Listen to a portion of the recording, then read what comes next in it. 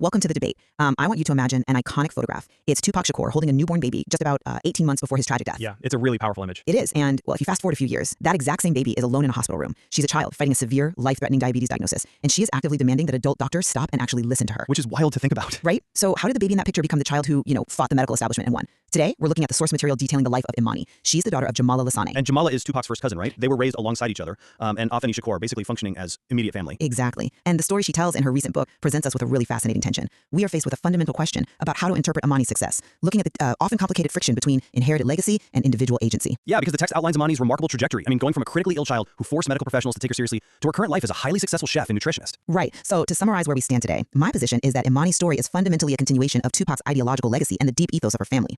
And my stance is that viewing Imani's life primarily through the lens of a famous relative seriously minimizes her individual agency and, the distinct gritty reality of her personal triumphs. Well, let me lay out why I think the family's ideological framework is just inescapable here.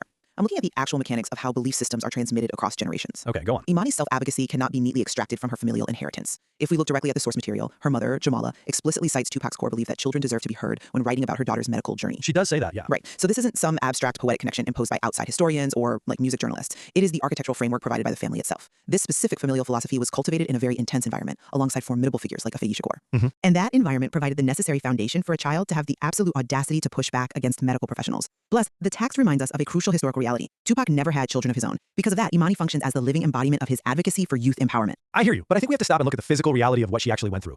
I view Imani's life as a masterclass in self-determination. You don't think the family history plays a part? I think her story stands entirely on its own merits, separate from the cultural weight of her family tree. I mean, the text gives us a very grounding sense right up front. She never got to know him. True, but she knew the family. Sure, but it then explicitly states that it was Imani herself who fought through the diabetes diagnosis and that she won that fight. I argue that while the image of Tupac holding her as a baby provides a deeply evocative framing for her mother's book, while over-indexing on the concept of carrying the name is actually dangerous. Dangerous in what way? It risks stripping Imani of the raw, individualized resilience required to actually battle a chronic, life-threatening illness. Furthermore, she didn't just survive. She built her own independent, thriving career as a chef and nutritionist. That takes daily, granular, individual effort that simply cannot be inherited. Now, someone listening to this might think we're stretching, right? That a kid surviving an illness has absolutely nothing to do with her famous uncle. But let's dig into the origins of this self-advocacy, which is really our first major point of contention. Let's do it. We need to look at the power dynamics of a hospital room. When a child is facing a chronic illness, the environment is inherently intimidating. You have a sick, highly vulnerable child on one side, and the towering institutional authority of the medical establishment on the other. Oh, absolutely. It's terrifying for an adult, let alone a kid. Exactly. And the text doesn't just say she survived. It specifically notes she pushed her own doctors to listen to her. We know that medical gaslighting, especially of young patients, and particularly young patients of color, is a documented reality. Doctors dismiss symptoms, they talk over children. They do. So where does a 10-year-old get the psychological permission to challenge a doctor in a white coat?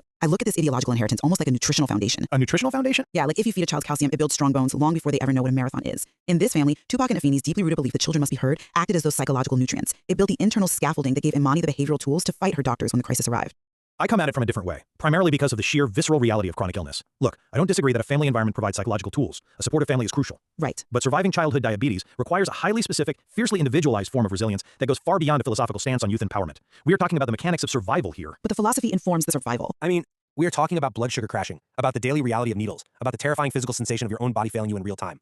When you are lying in a hospital bed, frightened, exhausted, and in physical pain, a broad family philosophy is not what regulates your insulin. Well, no, of course not. It is not what forces a condescending specialist to stop and listen to your symptoms. It is the child's own instinct for self-preservation. But isn't the act of speaking up, the actual vocalization of that pain to an authority figure, directly tied to knowing that your voice actually matters? I think it's tied to survival. But a child who has been taught to be seen and not heard does not push a doctor to listen. They suffer in silence. Imani didn't. She spoke up because of a biological and personal imperative to survive. Attributing a child's medical survival to an uncle's general philosophy, no matter how profound or, culturally significant that philosophy is, obscures the very real terrifying battle that the child fought in the trenches. I don't think it obscures it. I think it contextualizes it. But the text is completely unambiguous here. It says she won that fight. It does not say the family won it. It does not say the legacy of the Shakur family won it. It centers her action.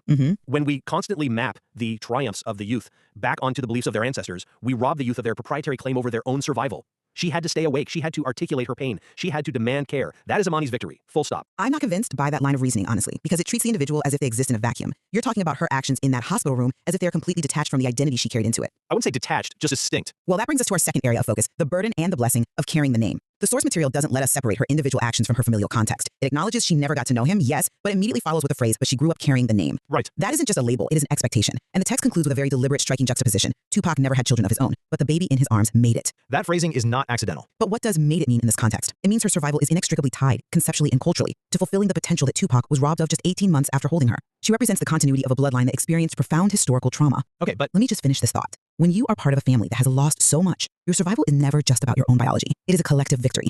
The name she carried provided a mandate. You must survive because others were not allowed to.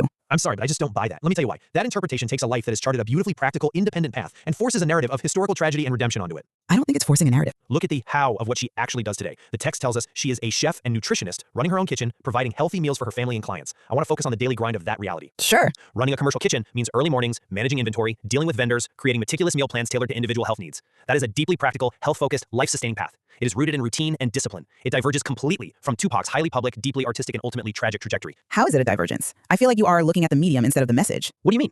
Tupac was fundamentally concerned with the health, nourishment, and protection of his community.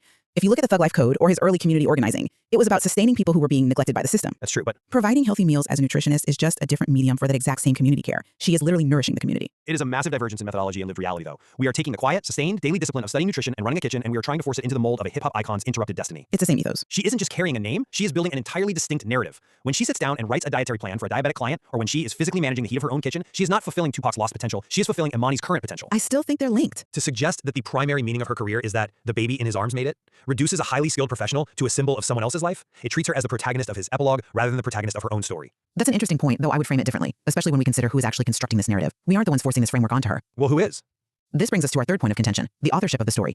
You keep suggesting that tying her life to Tupac's legacy is an external imposition, like it's a way of projecting an unfair burden onto her shoulders. Yeah, I do. But the source material reveals that it is her own mother, Jamala, who wrote the book about Imani's journey. And it was Jamala who explicitly cited Tupac's own belief that children deserve to be heard as the thematic anchor for her daughter's survival. Yes, her mother authored the book, but that doesn't mean the lens applies to the daily reality of the subject. But it matters deeply who is holding the lens. This isn't the media or music historians or, some outside critics imposing a framework. This is the family themselves weaving Tupac's ideology into Imani's triumph. I understand that. Jamala was raised alongside Tupac. She understands the exact texture of that family ethos better than anyone. If the author of the text, who physically raised Imani, who was in the hospital room with her, and who grew up with the very ideology we are discussing, validates this connection, we have to take it seriously. I'm not dismissing it. It strongly supports the perspective that her story, while individually executed, is understood by those closest to it as a collective family victory. The ideology wasn't just a metaphor for them, it was the operating system of their household. That is a compelling argument regarding the mother's intent, I'll give you that. But have you considered the inherent difference between the narrator of a life and the lived reality of the subject? What do you mean? Well, it is entirely natural for a mother to find profound connective threads between the tragic loss of her cousin and the miraculous survival of her daughter. Sense-making is what human beings do when we experience grief and joy in such close proximity. Right, we look for meaning. Exactly. We build bridges between our traumas and our triumphs. Jamala authored the book, and she utilized the familial lens that brought her comfort, meaning, and historical continuity. But we must remember the fundamental truth: Imani authored her own life. But the mother's perspective is our primary source of context here. She didn't just observe this from a distance. She was the one managing the environment that allowed Imani to thrive. She witnessed it, she facilitated it, and she documented it. Yes, but Imani experienced it in her own body. The physical acts we're talking about, fighting a disease that is actively shutting down your organs, dedicating years to studying the complex science of nutrition, taking on the financial and logistical risks of running a commercial kitchen, serving clients day in and day out. These are tangible, localized achievements occurring in the present tense. They are. They operate on a frequency that is completely separate from historical family tragedy. While the mother's framing of the book beautifully honors the family's past, our interpretation of Imani's success must honor her independent present. So you're saying we should decouple the two entirely? I'm saying if we truly want to respect the foundational belief that children deserve to be heard, then we should listen to the specific, independent reality of a life Imani has built, rather than just hearing the echo of her uncle's voice in her achievements. The tension between those two ideas is exactly why the source material is so rich. I mean, we are looking at the exact same biographical text, the exact same timeline of events, yet we are drawing out completely different mechanisms regarding human motivation, survival, and success. Yeah, it's fascinating. To summarize my position in light of our discussion, I believe that we cannot separate the individual from the soil they grew in. Historical and familial legacy provides the vital, necessary framework that empowers individual triumph. Right. Imani's story, as contextualized by her own mother, is a profound, living continuation of Tupac's belief in the power of youth. She was given the ideological tools, the inherited defiance, the belief that her voice mattered, to demand that the medical establishment listen to her. And she used those inherited tools, not just to survive, but to build a life dedicated to nourishing others. And to summarize my stance, I argue that true respect for Imani's story requires us to prioritize her individual agency above the narrative of legacy. Okay. While her family history is deeply poignant and, historically significant, elevating her personal medical victories and her grueling independent professional achievements as a nutritionist and chef above the shadow of a famous relative is essential. It acknowledges the gritty physical reality of her survival. She fought the disease. She built the business. The credit belongs to the person in the arena. We clearly differ on the underlying mechanics of her success, but I think we have reached a vital point of convergence today. The source material presents a trajectory that is undeniably profound. Oh, without a doubt. To go from a critically ill child who had to battle doctors for adequate care to becoming a successful nutritionist and chef who now provides health and sustenance to her community is an inspiring reality regardless of the lens we apply. I completely agree with that. Whether you view her survival as the ultimate culmination of a family's collective resilience across generations, or as the pure, unadulterated triumph of an individual's will to live, the outcome is extraordinary. It really is. She took the terrifying experience of having her own health threatened, and she literally transformed it into a career of providing health for others. She took control of the very thing that almost destroyed her. That is a massive human achievement. It really forces us to evaluate how we consume the biographies of people adjacent to historical figures.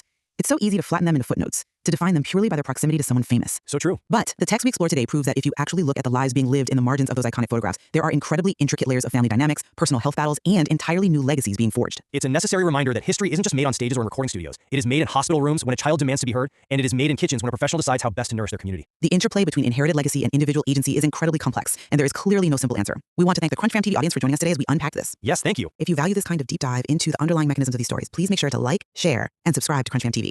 Your support is what allows us to keep exploring these narratives from multiple perspectives. Keep challenging the narratives you read, and look for the individual stories hidden inside the broader historical arcs. So as we leave you today, think back to that idea of the historical photograph. The next time you see a famous figure sharply in focus, ask yourself who is standing in the blurred edges of that frame, quietly fighting their own terrifying battles, building their own independent reality, and waiting for the moment to step into the light.